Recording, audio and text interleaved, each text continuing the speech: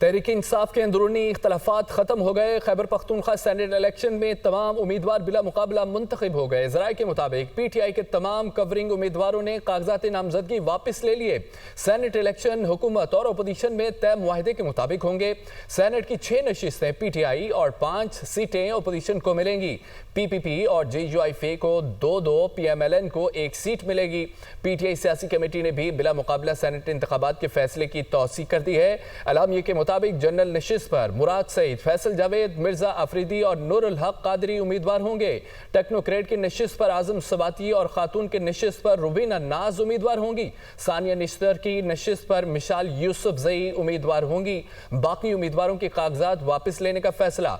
PTI में इख्तलाफात खत्म हो गए। सेनेट इलेक्शन में तमाम उम्मीदवार बिला मुकाबला मुंतखब कर लिए गए।